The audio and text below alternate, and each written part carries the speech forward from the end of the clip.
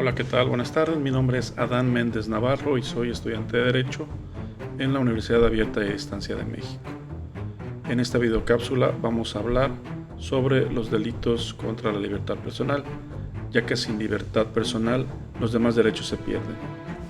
La libertad es un pilar fundamental del derecho penal mexicano y hoy exploraremos en nuestra legislación cómo protege este bien supremo, diferenciando tres graves atentados contra de ella.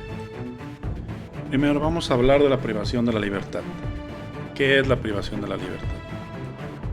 Pues según el Código Penal de México es el acto de restringir la facultad de movimiento de una persona, ya sea por un particular o por un servidor público. Ahora vamos a poner un ejemplo práctico de la privación de la libertad. Vamos a suponer que en una empresa el gerente anuncia que tienen inventario y dice que nadie se puede ir hasta que no se termine el inventario. Después de esto el gerente cierra la puerta para que nadie se pueda ir y el inventario tarda más de 24 horas. En este caso se podría considerar privación de la libertad, ya que la persona permanece encerrada sin su consentimiento por un periodo mayor a 24 horas. En este ejemplo que mencionamos, el bien jurídico en cuestión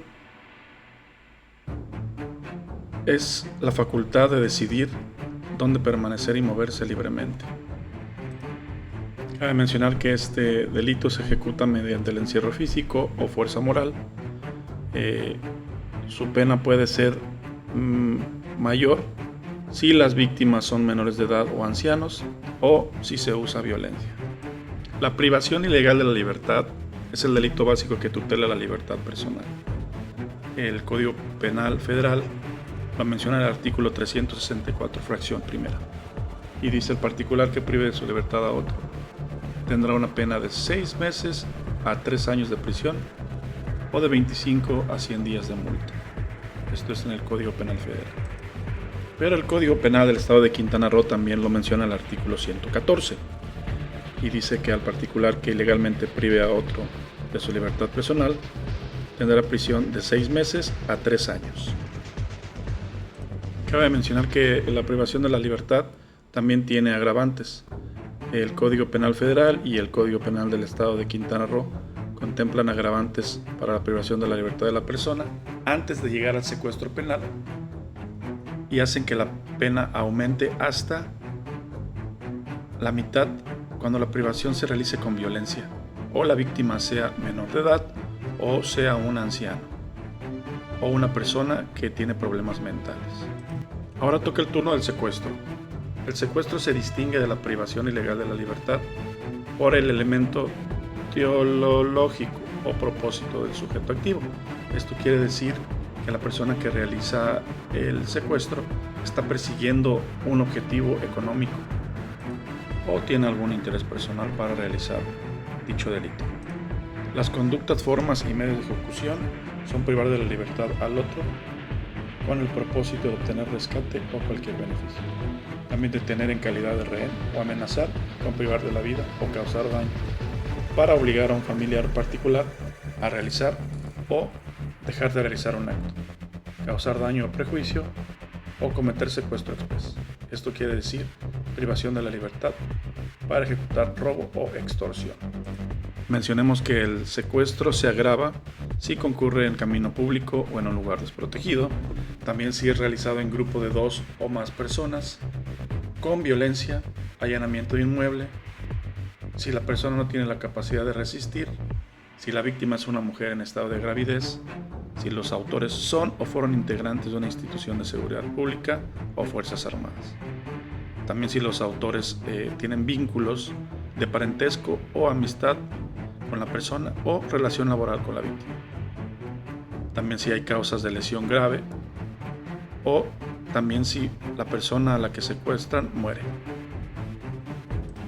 El secuestro con privación de la vida es si la persona es privada de la vida por los autores o por los participantes.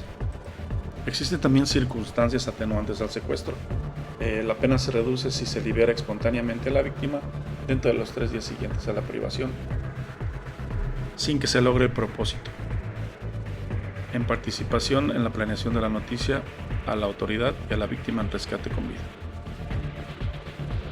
Si el participante también proporciona información eficaz para liberar o localizar a la víctima antes de su liberación. Vamos a continuar con la desaparición forzada.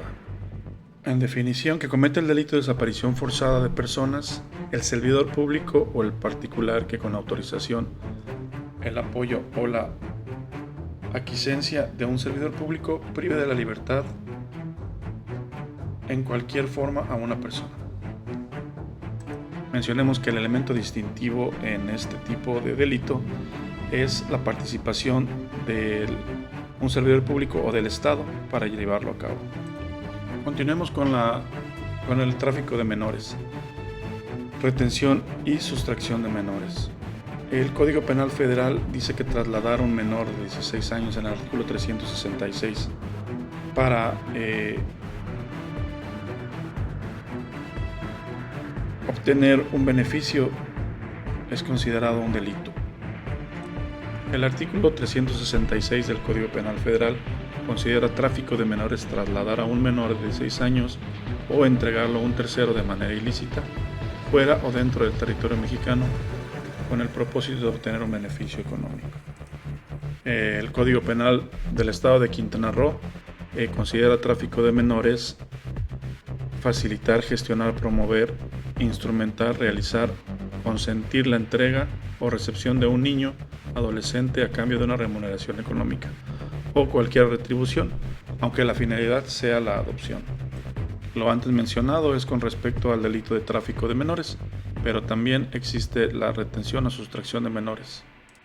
Y la sustracción de menores, de acuerdo al Código Penal Federal, dice que es sustracción de menor, el padre o madre, de un menor de 16 años que de manera ilícita y sin consentimiento de quien ejerce la patria potestad, traslade fuera del territorio nacional con el fin de cambiar su residencia para impedir la convivencia sin propósito de lucro.